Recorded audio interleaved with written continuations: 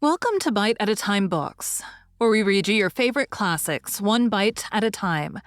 My name is Bree Carlile, and I love to read, and wanted to share my passion with listeners like you. Be sure to follow the show on your favorite podcast platforms so you get all the new episodes.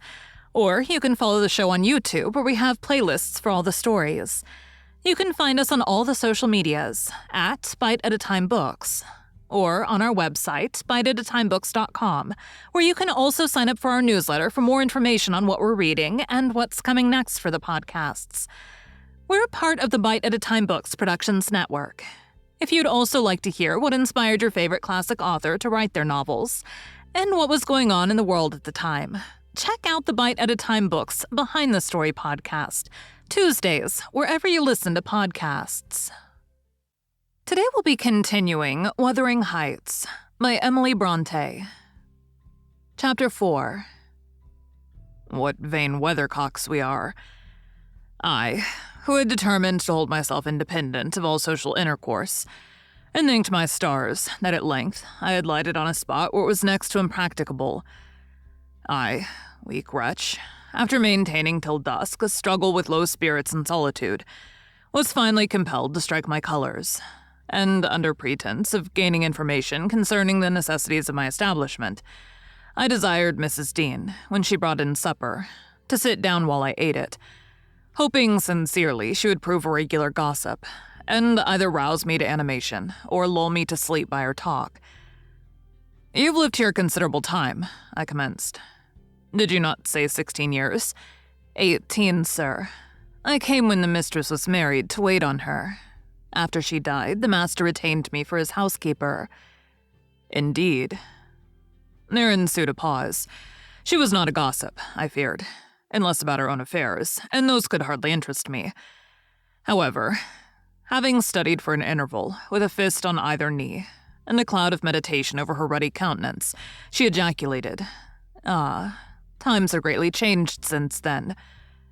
"Yes," I remarked. "You've seen a great many alterations, I suppose." "I have. And troubles, too," she said. "Oh, I'll turn the talk on my landlord's family," I thought to myself. "A good subject to start. And that pretty girl widow, I should like to know her history, whether she be a native of this country, or, as is more probable, an exotic that the surly indigene will not recognize for kin." With this intention, I asked Mrs. Dean why Heathcliff let Thrushcross Grange, and preferred living in a situation and residence so much inferior.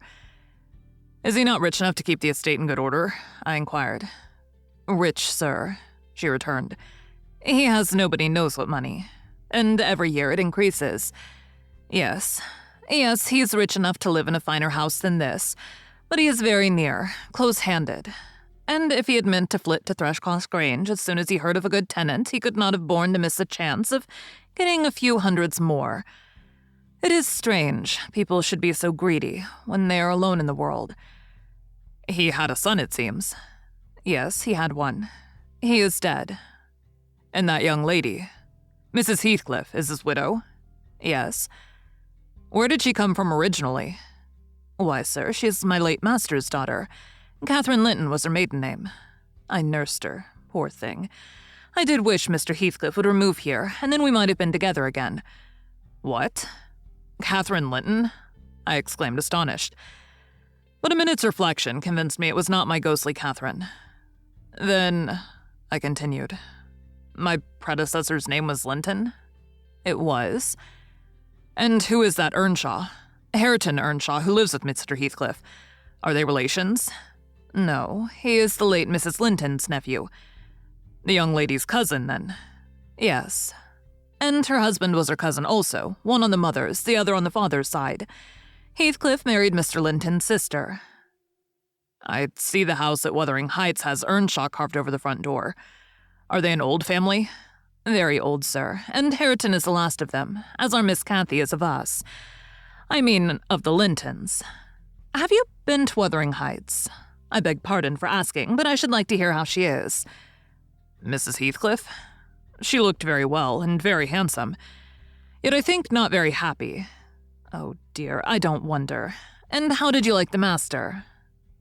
"A rough fellow, rather, Mrs. Dean." Is not that his character? Rough as a saw edge and hard as a whinstone. The less you meddle with him, the better. He must have had some ups and downs in life to make him such a churl. Do you know anything of his history? It's a cuckoo, sir. I know all about it, except where he was born, and who were his parents, and how he got his money at first. And Hareton has been cast out like an unfledged dunnock. The unfortunate lad is the only one in all this parish that does not guess how he has been cheated. Well, Mrs. Dean, it will be a charitable deed to tell me something of my neighbors. I feel I shall not rest if I go to bed, so be good enough to sit and chat an hour. Oh, certainly, sir. I'll just fetch a little sewing, and then I'll sit as long as you please. But you've caught cold. I saw you shivering, and you must have some gruel to drive it out.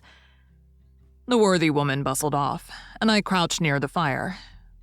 My head felt hot, and the rest of me chill. Moreover, I was excited, almost to a pitch of foolishness, through my nerves and brain. This caused me to feel not uncomfortable, but rather fearful, as I am still, of serious effects from the incidents of today and yesterday. She returned presently, bringing a smoking basin and a basket of work, and having placed the former on the hob, drew in her seat, evidently pleased to find me so companionable. Before I came to live here, she commenced, waiting no further invitation to her story, I was almost always at Wuthering Heights, because my mother had nursed Mr. Henley Earnshaw. That was Hareton's father, and I got used to playing with the children. I ran errands too, and helped to make hay, and hung about the farm ready for anything that anybody would set me to. One fine summer morning, it was the beginning of harvest, I remember, Mr. Earnshaw, the old master, came downstairs just for a journey, and after he had told Joseph what was to be done during the day, he turned to Henley and Cathy and me, for I sat eating my porridge with them, and he said, speaking to his son, "Now, my bonny man, I'm going to Liverpool today. What shall I bring you? You may choose what you like, only let it be little, for I shall walk there and back, 60 miles each way. That is a long spell." Henley named a fiddle, and then he asked Miss Cathy. She was hardly 6 years old, but she could ride any horse in the stable, and she chose a whip. He did not forget me, for he had a kind heart, though he was rather severe sometimes. He promised to bring me a pocket full of apples and pears, and then he kissed his children, said goodbye, and set off. It seemed a long while to us all, the 3 days of his absence, and often did little Cathy ask when he would be home. Mrs. Earnshaw expected him by supper time on the third evening, and she put the meal off hour after hour.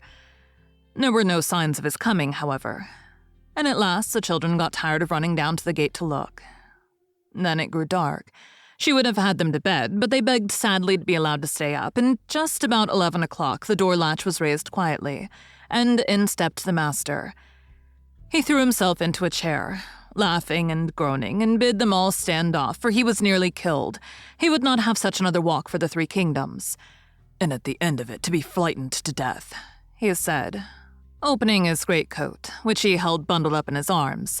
"See here, wife, I was never so beaten with anything in my life, but you must e'en take it as a gift of God, though it's as dark almost as if it came from the devil." We crowded round, and over Miss Cathy's head, I had a peep at a dirty, ragged, black-haired child, big enough both to walk and talk. Indeed, its face looked older than Catherine's. Yet when it was set on its feet, it only stared round and repeated over and over again some gibberish that nobody could understand. I was frightened, and Mrs. Earnshaw was ready to fling it out of doors. She did fly up, asking how he could fashion to bring that gypsy brat into the house when they had their own bairns to feed and fend for, what he meant to do with it, and whether he were mad. The master tried to explain the matter, but he was really half dead with fatigue, and all that I could make out, amongst her scolding, was a tale of his seeing it starving and houseless and as good as dumb in the streets of Liverpool, where he picked it up and inquired for its owner. Not a soul knew to whom it belonged, he said, and his money and time being both limited, he thought it better to take it home with him at once than run into vain expenses there, because he was determined he would not leave it as he found it. Well, the conclusion was that my mistress grumbled herself calm, and Mr. Earnshaw told me to wash it and give it clean things and let it sleep with the children. Henley and Cathy contented themselves with looking and listening till peace was restored. Then, Both began searching their father's pockets for the presents he had promised them. The former was a boy of 14, but when he drew out what had been a fiddle, crushed to morsels in the greatcoat, he blubbered aloud. And Kathy, when she learned the master had lost her whip in attending on the stranger, showed her humor by grinning and spitting at the stupid little thing, earning for her pains a sound blow from her father to teach her cleaner manners. They entirely refused to have it in bed with them, or even in their room, and I had no more sense, so I put it on the landing of the stairs, hoping it might be gone on the morrow. By chance, or else attracted by hearing his voice, it crept to Mr. Earnshaw's door, and there he found it on quitting his chamber. Inquiries were made as to how it got there. I was obliged to confess, and in recompense for my cowardice and inhumanity was sent out of the house. This was Heathcliff's first introduction to the family. On coming back a few days afterwards, for I did not consider my banishment perpetual, I found they had christened him Heathcliff. It was the name of a son who died in childhood, and it has served him ever since, both for Christian and surname. Miss Cathy and he were now very thick, but Hindley hated him, and to say the truth, I did the same. And we plagued and went on with him shamefully, for I wasn't reasonable enough to feel my injustice, and the mistress never put in a word on his behalf when she saw him wronged. He seemed a sullen, patient child, hardened, perhaps, to ill-treatment. He would stand Hindley's blows without winking or shedding a tear, and my pinches moved him only to draw in a breath and open his eyes, as if he had hurt himself by accident, and nobody was to blame. This endurance made old Earnshaw furious when he discovered his son persecuting the poor fatherless child, as he called him. He took to Heathcliff strangely, believing all he said. For that matter, he said precious little, and generally the truth, and petting him up far above Cathy, who was too mischievous and wayward for a favorite. So, from the very beginning, he bred bad feeling in the house. And at Mrs. Earnshaw's death, which happened in less than 2 years after, the young master had learned to regard his father as an oppressor rather than a friend, and Heathcliff as a usurper of his parents' affections and his privileges, and he grew bitter with brooding over these injuries. I sympathized a while, but when the children fell ill of the measles, and I had to tend them and take on me the cares of a woman at once, I changed my idea. Heathcliff was dangerously sick, and while he lay at the worst, he would have me constantly by his pillow. I suppose he felt I did a good deal for him, and he hadn't wit to guess that I was compelled to do it. However, I will say this. He was the quietest child that ever nurse watched over. The difference between him and the others forced me to be less partial. Cathy and her brother harassed me terribly. He was as uncomplaining as a lamb. No hardness, not gentleness, made him give little trouble. He got through, and the doctor affirmed it was in a great measure owing to me and praised me for my care. I was vain of his commendations, and softened towards the being by whose means I earned them. And thus, Hindley lost his last ally. Still, I couldn't dote on Heathcliff, and I wondered often what my master saw to admire so much in the sullen boy, who never, to my recollection, repaid his indulgence by any sign of gratitude. He was not insolent to his benefactor. He was simply insensible, though knowing perfectly the hold he had on his heart, and conscious he had only to speak, and all the house would be obliged to bend to his wishes. As an instance, I remember Mr. Earnshaw once bought a couple of colts at the parish fair, and gave the lads each one. Heathcliff took the handsomest, but it soon fell lame, and when he discovered it, he said to Hindley, "You must exchange horses with me. I don't like mine, and if you won't, I shall tell your father the 3 thrashings you've given me this week, and show him my arm, which is black to the shoulder." Hindley put out his tongue and cuffed him over the ears. "You'd better do it at once," he persisted, escaping to the porch. "They were in the stable. You will have to, and if I speak of these blows, you'll get them again with interest." "Off, dog!" cried Hindley, threatening him with an iron weight used for weighing potatoes and hay. "Throw it," he replied, standing still, "and then I'll tell how you boasted that you would turn me out of doors as soon as he died, and see whether he will not turn you out directly." Hindley threw it, hitting him on the breast, and down he fell, but staggered up immediately, breathless and white. And had not I prevented it, he would have gone just so to the master, and got full revenge by letting his condition plead for him, intimating who had caused it. "Take my colt gypsy, then," said young Earnshaw, "and I pray that he may break your neck. Take him and be damned, you beggarly interloper, and wheedle my father out of all he has. Only afterwards show him what you are, imp of Satan. And take that. I hope he'll kick out your brains." Heathcliff had gone to loose the beast and shift it to his own stall.